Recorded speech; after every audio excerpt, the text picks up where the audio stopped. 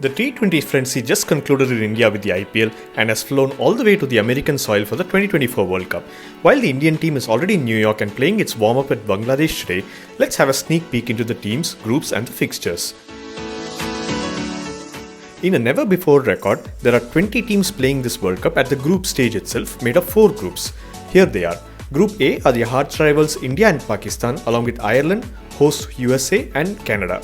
Group B again has the arch rivals Australia and England, Namibia, Oman and Scotland. Group C, the most exciting and competitive group amongst all, has the host West Indies, New Zealand and Afghanistan together, along with Papua New Guinea and Uganda. Last, Group D has South Africa, Sri Lanka, Bangladesh, the dangerous Netherlands and Nepal. Note that only 2 teams from each group will go further to the next round, which is called the Super 8s. If we were to go blindly by the latest T20 rankings, we would get the obvious 8 teams which would qualify for the Super 8s. From Group A, there would be India and Pakistan. From Group B, that would be Australia and England. From Group C, it would be New Zealand and West Indies.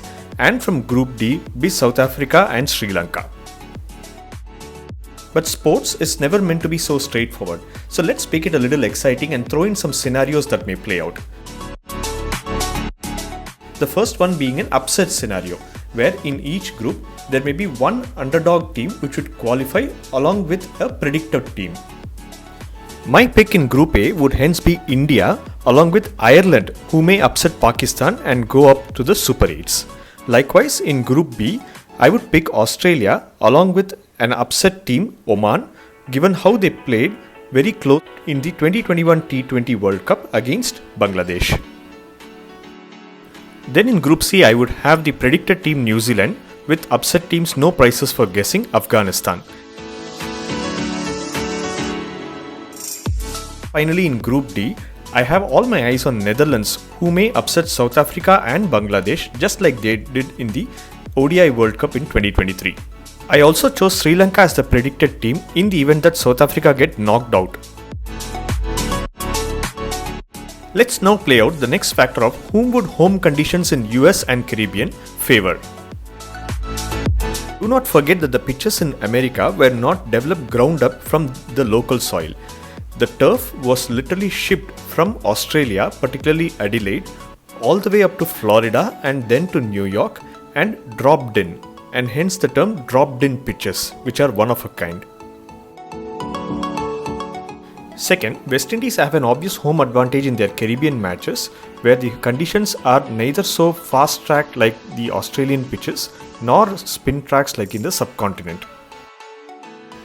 Lastly, the conditions in New York, as determined by, let's say, its latitude, is very close to that of England, thereby favouring not just England but also the other European countries like Ireland and Netherlands in terms of weather conditions, and adjustability will be very easy for them.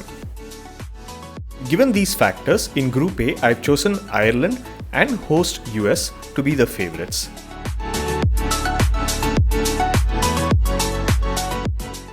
Moving into Group B, I've chosen Australia just for the dropped-in pitch advantage and England for the weather conditions.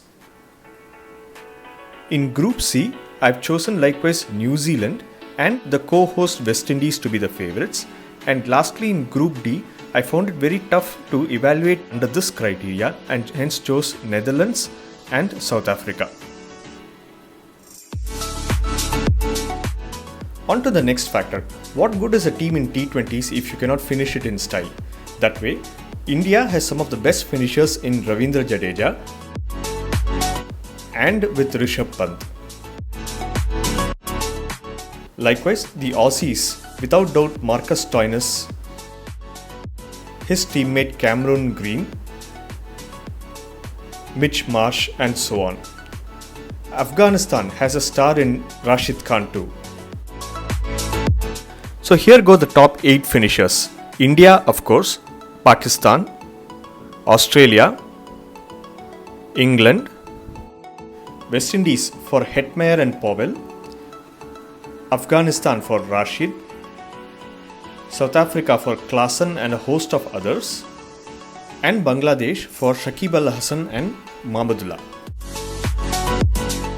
Let's lastly round it up with dead bowling capacity. The likes of New Zealand's Trent Boult, Pakistan's Shaheen Afridi, and England's Jofra Archer. This way, India has Jasprit Bumrah,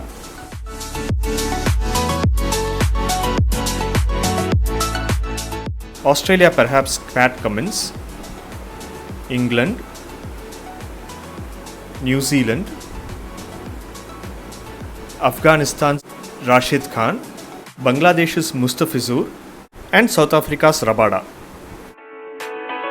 After weighing T20 rankings, playing conditions, best finishers, best dead bowlers, the Super 8 may look something like this. In the Super 8, each team in a group will play its group mate once.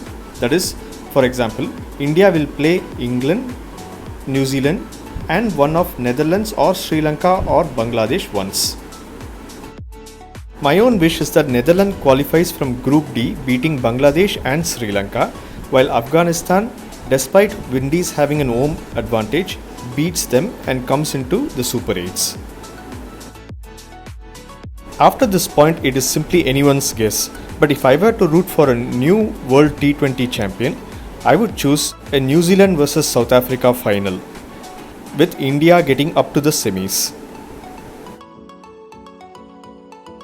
If you like the analysis of the upcoming T20 World Cup and aligned with my predictions, do like and share further. Subscribe to my channel Mr. Madras for future episodes. Thanks for watching. See you next time.